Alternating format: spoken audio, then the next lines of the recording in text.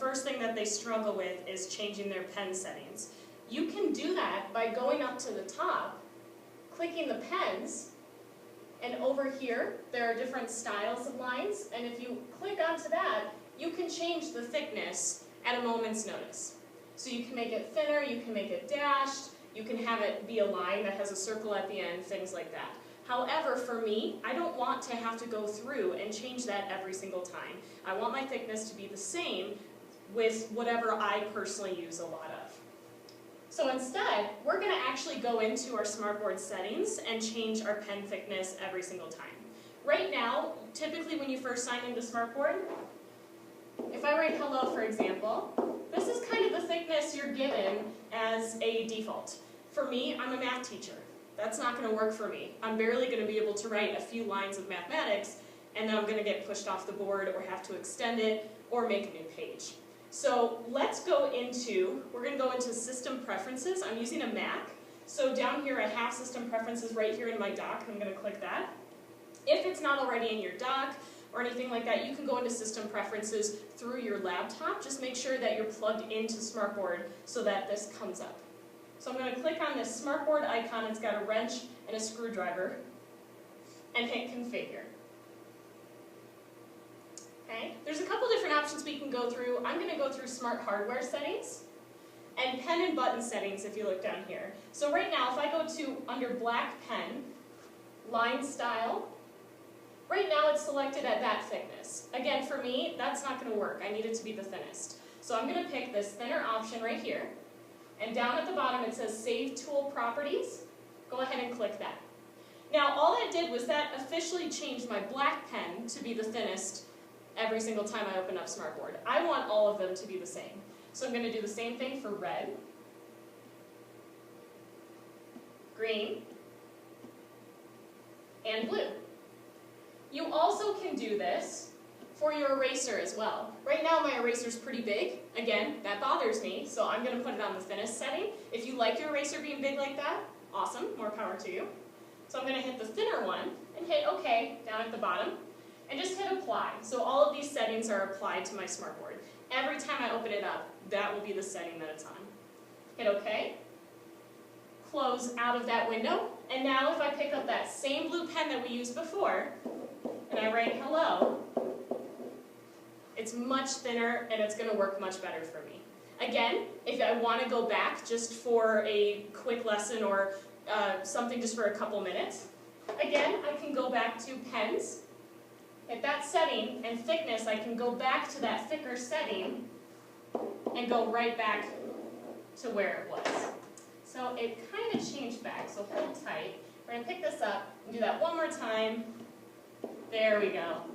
And now it's back to that thickness. But as soon as I put the pen back down and pick it back up, it's right back to that original setting that I was hoping for.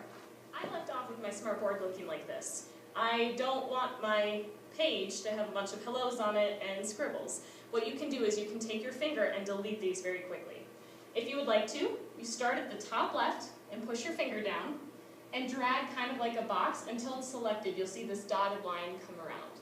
Alright, if I just want to delete one thing, I can click this button. It's got an arrow in the top right corner. Hit delete, and it will disappear. Now, if I want to get rid of everything, okay, let's say I want to get rid of maybe a couple things. I want to get rid of this dot and these two smaller hellos. I can start at the top, and you'll see I've selected all three. All three have that dotted line around it. So I can click delete again, and it'll take care of all of them. Now let's say I've got a ton of things on this page. I don't want this page in general, and I want to delete the page as a whole. What I can do is that same icon, that same arrow in the top right corner, is actually over here in your page section. I can click that and hit delete page and start fresh. Same thing with if I want to add a page. So let's say I've already written hello. Imagine there's a giant lesson up on here, we've done a problem together, and a student asks a question and needs to know how do we handle it if fill in the blank. And I don't have a page for that. What I can do is I can go to that same icon, and instead of hitting delete page, I can either hit clone page, which will give me both pages saying hello, Or I can hit Insert Blank Page and start fresh and continue the lesson with my students. As I mentioned in the last segment, I'm a math teacher, and so a lot of questions come up from my students asking things that I didn't necessarily plan for. So I need to be ready to throw in things like graphs, pictures, number lines, things like that. So I'm going to show you how to add different pieces of clip art, different interactive multimedia without having to go back to your computer or without having to stop the lesson. What you want to do is in this left corner, right now we have this tab selected, that's how we know which pages we're on, so I'm going to hit the one that looks like a little picture. And as you can see, there's already something typed in there, so I'm going to pretend like that's not typed in there. Graphing always pops up for me, that's usually the one I use the most. And what you're going to do is you're going to come down to your SmartBoard tools, and there's two buttons. The one on the left looks like a keyboard. You're going to click that button. And what pops up is a keyboard. Okay? And so what I'm going to do is I'm going to hit delete, because maybe I don't want a graph, maybe I want a number line. So I'm going to come over here and type in number line, and actually, since I've already typed it in before, it pops up, which is really convenient. So once you type it in once, it will be able to automatically save that for you. Then I'm going to hit enter right here on the keyboard. And now over here, everything's changed. It's got related folders, pictures, interactive multimedia, notebook files, and pages. So I'm going to go under pictures, that's the one I use the most. And I have all these different options down here for number lines, arrows, a number line from -5 to 5. So for example, I use the one -10 to 10 a lot. I can take that with my finger, but I should close out of this first. Take that with my finger and drag it over. Okay? Now that, it grabbed a lot of them. That was not my intention. I actually want just this one. There we go. Much better. So there's my number line. I can also stretch it out. This button right here makes it bigger versus smaller, however I want that to work. Okay, then I can even go up to the top, and let's say I want to do an actual line that I can move around. I have this option right here, and I'm gonna pick a different color because black's gonna blend in too much, so maybe red. And then change my line style. Remember we talked about this. I'm gonna change my line style so it's a little bit thicker. Okay? And then let's say I want to start at 0, and I want my line to go to 8. And I just drew my line.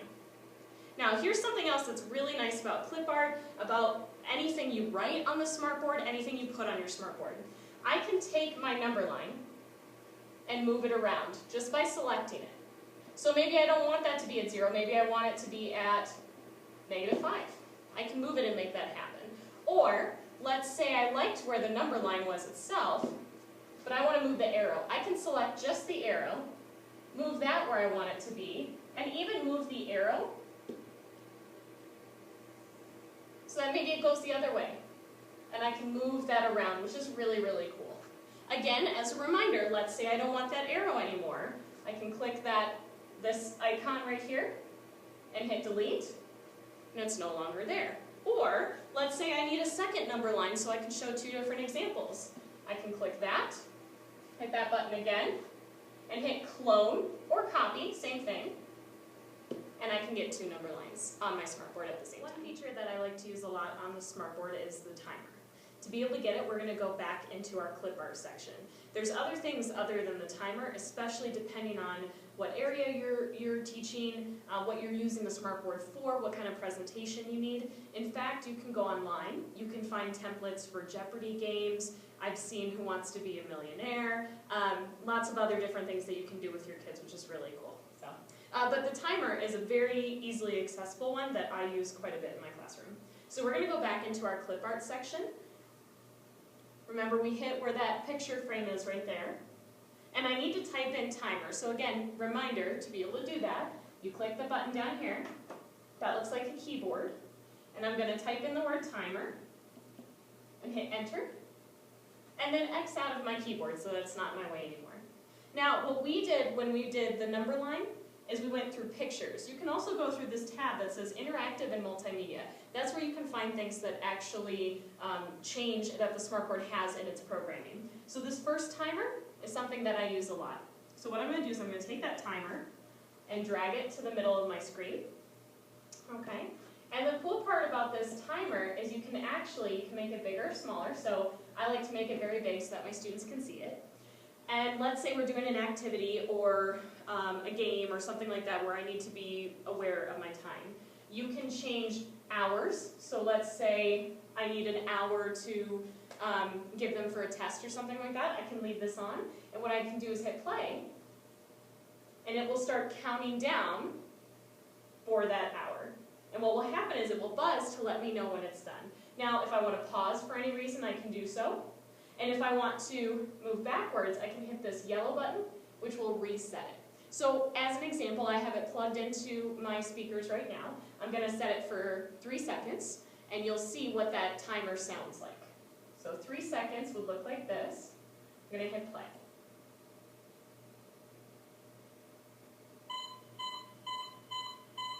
So when the timer goes off, it lets me know and it makes that noise so I can have us move on to the next activity.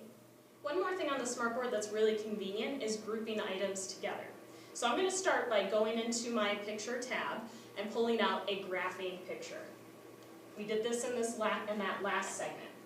Pull up the keyboard, delete what's already there, and type in graphing, which again, I've done this before, so it pops right up, and hit enter, and close out of that keyboard. I'm going to go into this graphing folder, and I see a perfect graph. This is what most math teachers would use on a typical basis. Now, I'm going to close that out just so I have a little bit more room. What I like to do in math is there's actually a concept that takes shapes and geometry and spins them.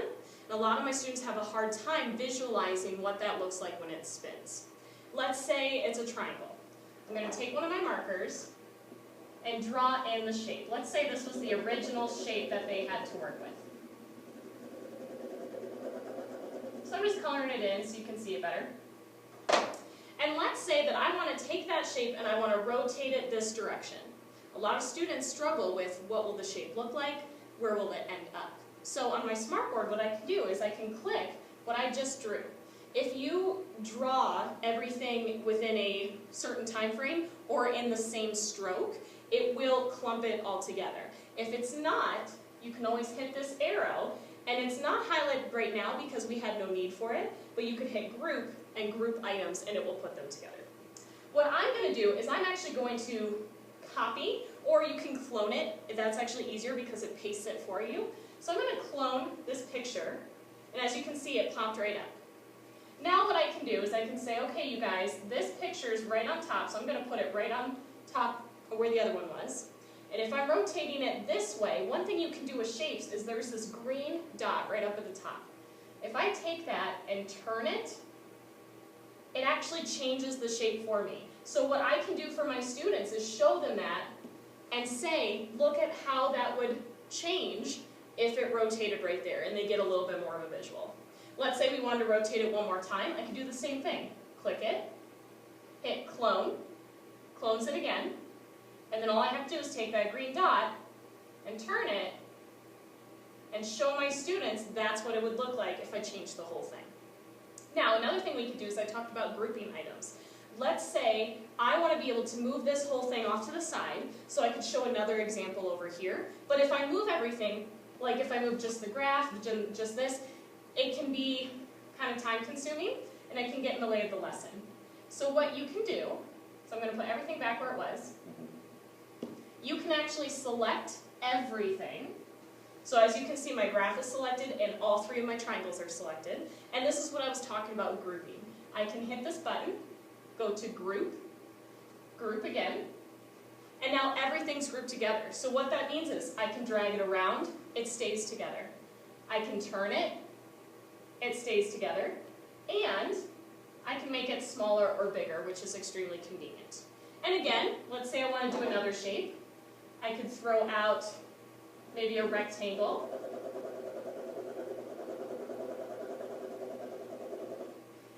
Now, I did not group this rectangle with this picture yet, so if I click the picture, the rectangle stays in place. But if I change my mind, I can again select everything, group, group. Now it's all together when I move it around on my